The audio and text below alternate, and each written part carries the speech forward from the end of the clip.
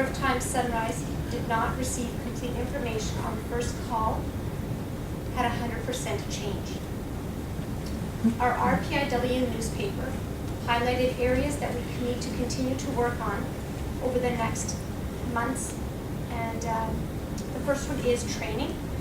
All staff need to be trained on the standard work that was developed, and audits need to be completed at 30, 60, and 90 days. Our workshop summary. We are now receiving D-3 notice for clients that are repatriating to our region. Region-wide repatriation through a single point of entry is via call to the utilization coordinator. Defect-free information. The use of our checklist and standard work for the utilization coordinator and the nurse-to-nurse will facilitate that process. The sending facility, Regina, is now booking our ambulance for transfer. The utilization coordinator's resource binder underwent a 5S process, which now ensures that they have the right information at the right time. The morning huddles with Regina between utilization coordinators has also been implemented.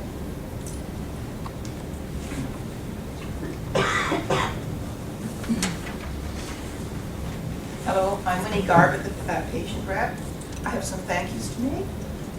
First, utilization coordinators Deb and Roberta and Kim. Sponsors Diane and Nola. Process owners Brenda and Jennifer. Contact experts Dr. Furry, Dr. O'Donton, Dr. Dubell, Dr. Greer, Sharon, Elizabeth and Derry. The GO team, Carol Ritchie, Regina RPIW team, Health Service team, Tricia, Sandy and Mary. Our patient reps, June and Winnie. Diane, Jackie. Inpatients providing feedback to team, Chris, Jennifer, Laura Lee, Sharon, JBE consultant Mike Bouchard. All inpatient units at YRHC, multidisciplinary team members at Rounds, Dr. Manyanda, Regina Utilization Coordinator, and telehealth support.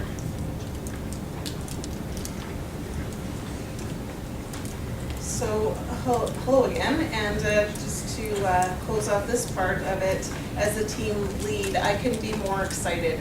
The amount of work that's happened throughout this whole week and weeks before, both in Sunrise and in Regina, are unparalleled to any transformation that I've seen, because it's only my second RPIW, but it's just quite amazing. Great job, team. I'm so proud of each and every one of you. You all worked very hard this week. It was tons of perseverance, and you did it every time.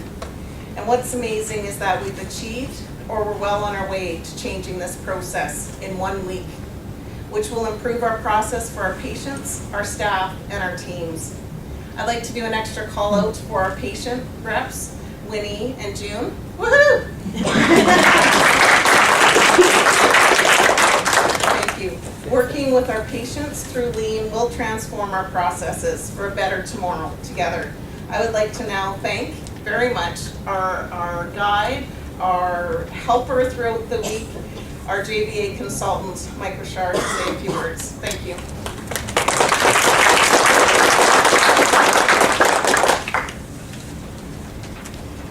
Well, good afternoon.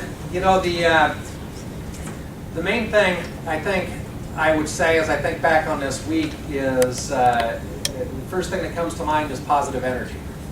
So it's been an absolute thrill throughout the week. I don't think I ever heard one time we can't because, or it won't work because. I don't think I ever heard that even once. So everything was about, okay, there's an idea, let's go out and give it a try. So we stumbled plenty of times, we made lots of mistakes, we recouped, we came back, we adjusted, we went out and tried again. And the really wonderful thing about this RPIW is we got to do it with a team that we were partnering with in Regina. And so the discharge process from Regina to Sunrise really got us the flavor of what it was like to have two teams working together on the same project.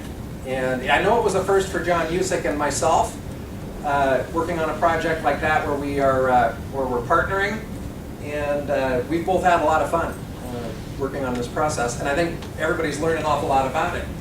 Now I think probably one of the most important things is that we improved capacity here, and we did it without adding beds, and we did it without adding staff. And really we did it just by changing the way we think a little bit and the way we operate a little bit. And when I say we added capacity, we have added capacity. Regina will get 140 extra bed days from this point forward over the next year's period of time beyond what they would have had. That's 140 patients. So it's a very important thing to think about. We've improved capacity, and we've done it without adding any cost to the system. And we also got the benefit of all of us getting to learn to work together and work through some of the details.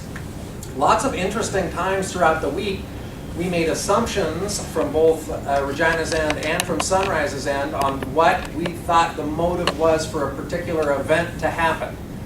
And then we asked the question, what happens on your end? And we got the real answer. And I don't know how many times I heard this week, oh, that's why.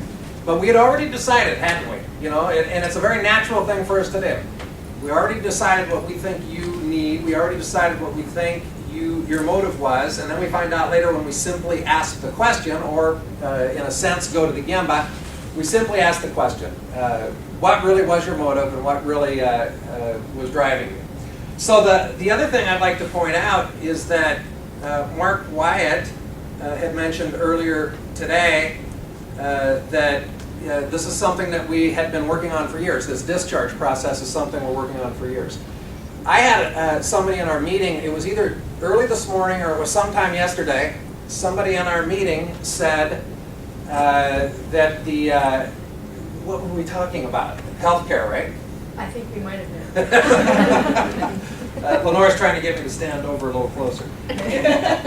So anyway,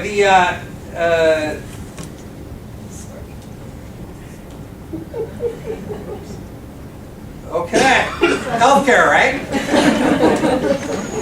All right, I guess we'll move beyond that point. So we had, one of the great benefits that we had was that in 1 week's period of time, we did something that, that we normally would have taken many months or even a couple of years going to meetings about. And I thought to myself for a moment, I thought, well, is that really true? Did we really get that? And then I realized, yes, it probably is true. We did get that because what we got is that we will, from this point forward, have patients leave from Regina the moment they're ready to leave. And that's the point. So the moment they're ready to leave, they will leave Regina and they will come to Sunrise.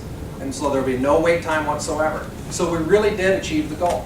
Now we've got lots of details to work out from this day forward, but we did achieve the end goal. And it's a goal that we would oftentimes take many months or many years to try to perfect before we implemented it. The next thing that we got from this process is that in the end, if people move more quickly through the discharge process, then in the end, they'll move more quickly through the surgery process. And that means they'll move more quickly into the surgery process, and we'll eventually start to see backlogs come down. So we have taken a step along the path towards our goal of making sure that our patients get to have their surgery within 3 months of the time that we find out that they need to have surgery. And so what a wonderful thing. What a wonderful thing for us to have taken a step towards, and we have taken a big step in that direction. Okay, once again, I got to say thank you to this group. Positive energy again. I think we got to keep our eye on these folks. They're going to just get right out in front and show us where to go and how to get there. So good job, guys.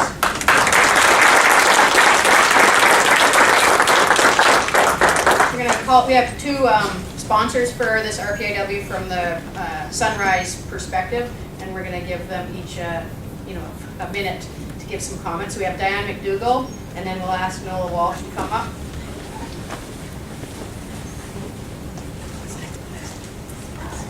Good afternoon, everyone. I am just very excited that we were able to participate in this collaborative. I think that it is much more meaningful to the patients, and I think we heard that from our two very engaged and very, very informative patients who came on with our team and worked with us and gave us suggestions and ideas and critiques.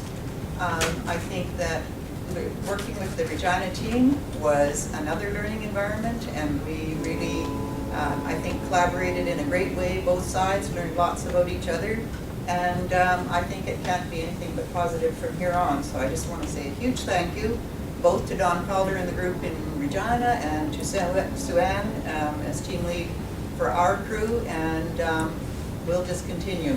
So thanks, everyone.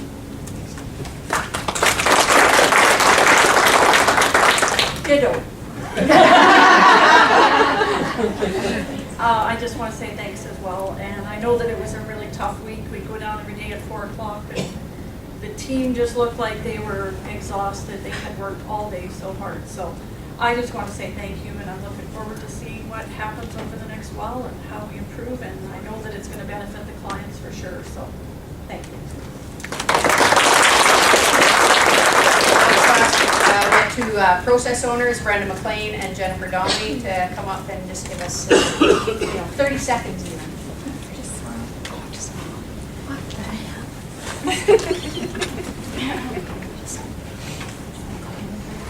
Thanks for the warning. As well, I also am very excited about this. Every day in our facility, we struggle to try and find beds for the patients. And ultimately, if we can get this process working, I think this will help.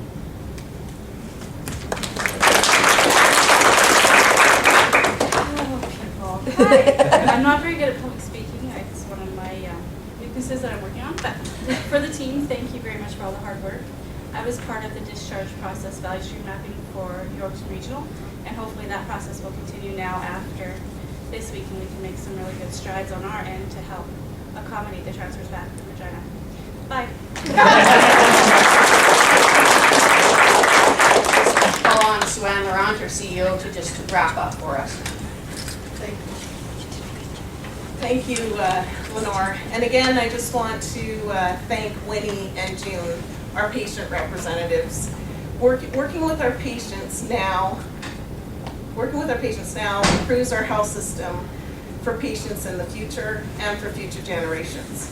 I think that this is what invigorates all of us for a better tomorrow. Working towards a defect-free health system, I truly believe we can achieve defect-free. That is why we're all here, to serve the people of Saskatchewan. This RPIW process that we have done has never been done before.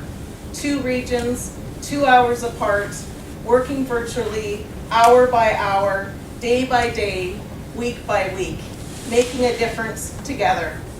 Once again, innovation in Saskatchewan.